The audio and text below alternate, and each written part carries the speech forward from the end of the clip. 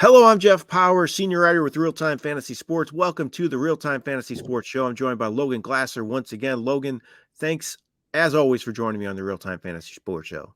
Absolutely, my pleasure. We have a lot to catch up on after the first week. Definitely. Lots of very interesting games. Yep. It was low scoring for the most part, not a lot of high scoring games, but unfortunately some injuries already, and that's why we're here. We're going to give you some of our favorite waiver wire pickups for this week.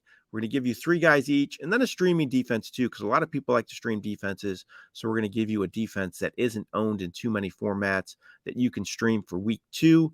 So before we get to that, Logan, let's talk about our fantasy face-off game we have here at Real Time Fantasy Sports a little bit. It's a real fun game that you can draft here at Real Time Fantasy Sports, take advantage of now that the season started. Can you explain that a little bit real For quick? sure, yeah. So face-off leagues are an 8-man league. They can range between $20 and $250 in our lobby with that, and it's elimination style with it. So there's going to be 8 teams. You're going to be set up into a bracket, go head-to-head against another team.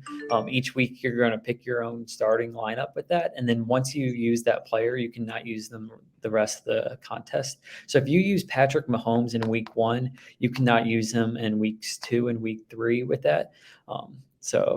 Yeah, they're going off every single week. You'll see probably 20 to 30 face-off leagues fill up each week. So definitely something to keep an eye on. And Yeah, we'll run those all the way up until week 18 of they've the. become a lot more popular, and it's fun to be able to pick players that you might not have rostered on your fantasy teams as well. So you can, kind of pick anybody and go with the best matchups. Absolutely. And especially if your season-long team's not doing that great and you're out of contention, just hop in one of those and you're right back in it and have action involved. Hopefully that's not the case just yet. We're only in week 1, but you can definitely get in these fantasy face-off games. Go to rtsports.com, click on that Money League link. You can see the fantasy face-off option under there. So let's talk about waiver wire additions. Unfortunately, a couple huge injuries already. J.K. Dobbins, Aaron Rodgers. Also, some players kind of came out of nowhere, had big weeks as well. So we definitely have some players that you can consider adding this week. Logan, I'll let you go first. Yeah, first guy I'm going to be looking at is Rasheed Shaheed for the Saints. So in week 1, he totaled 100 yards. He had 89 receiving yards, 11 rushing yards. So he kind of did it through receiving, and also he had 2 rushes as well. He also had a touchdown with that, 20 fantasy points on the week. He's only owned in 17% of the leagues on RT Sports, so very low owned guy who showed last year he had capability of having those breakout games. What I really found intriguing about the Saints was only 3 wide receivers had receptions in their week 1, and Carr had over 300 total passing yards between those 3. And then also you had Jamal Williams that had a couple. He had 2 receptions along with Jawan Johnson, who had 2. But it was all predominantly Olave, Thomas, and then Shaheed, which Shaheed was number 2 at that wide receiver core. So guy I'm definitely going to be looking at to pick up. Yeah, Shaheed was kind of a late round target of mine in some leagues as well. Glad to see him get off to a good start. My first waiver wire ad is Gus Edwards of the Baltimore Ravens. I'm not sure how this is going to shake out. J.K. Dobbins is hurt. Edwards and Justice Hill kind of split the work last week. Melvin Gordon's going to get called up as well. But if I'm taking a shot on one of these backs, it's going to be scary. But I think Edwards is my guy. He had 8 carries for 32 yards last week. Again, I think it's going to be a timeshare. But if I had to choose one of the 3, I'm getting a lot of questions on these guys. I would take Edwards right now. Personally, I'd like to see him add someone like Kareem Hunt. I think that would kind of really help the backfield more so than the 3 options they have right now. But Hill's probably a better pass catcher. Edwards is probably the better runner overall.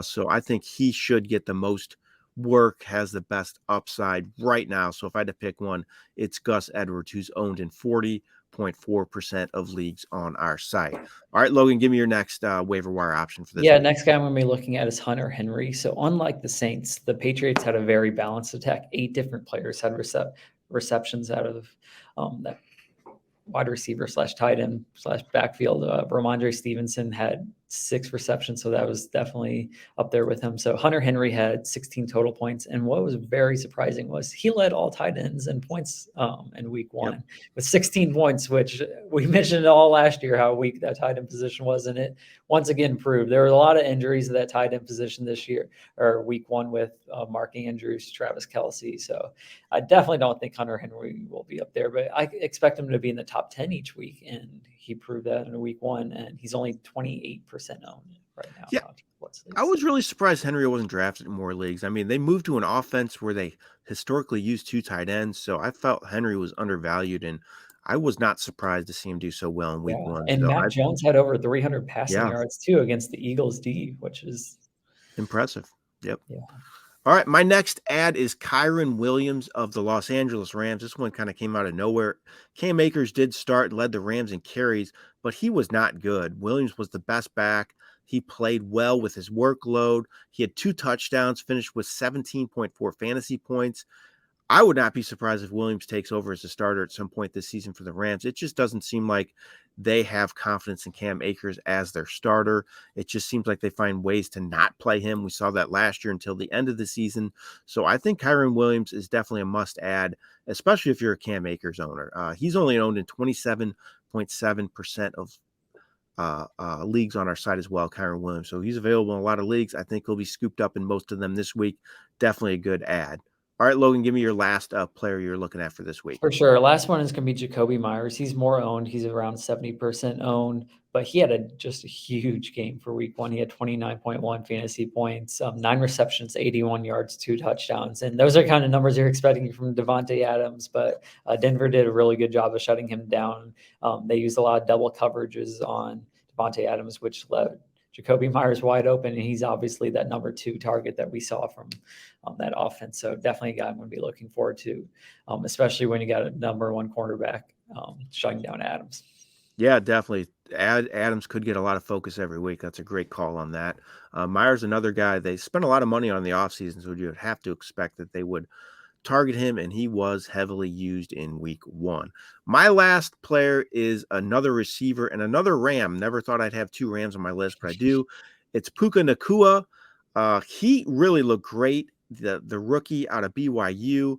He's a big-bodied receiver, but he's good at getting open and just shielding off defenders. I think he's a great fit for the offense. He led the receivers in targets with 15. He had 10 catches for 119 yards. I think he has real value right now in this offense, playing that Cooper Kupp role. And even when Kupp returns, I think Nakua is going to continue to play a role in that offense. They like him, and I think he's going to continue to get work. Van Jefferson just hasn't done much. Tutu Atwell's more of a deep threat. So I think Nakua could really be a guy that's going to get a lot of playing time going forward. I think Kupp, though, once he returns, is really going to put a dent in his value. But still, right now, I think Nakua is a guy that could really rack up the targets playing that Kupp role in the offense for the Rams. So he's owned in just 7.1% of leagues as well. He was not drafted in hardly any leagues. So he's really readily available if you're looking for a receiver in the short term. I think Nakua is a good ad while Kupp is sidelined.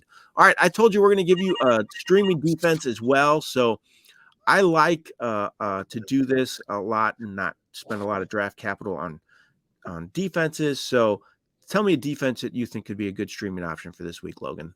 Yeah, so you'd almost rather have a defense than quarterback, right? After how last week what kind of went. I mean, we just saw some absolutely True. huge numbers from defenses.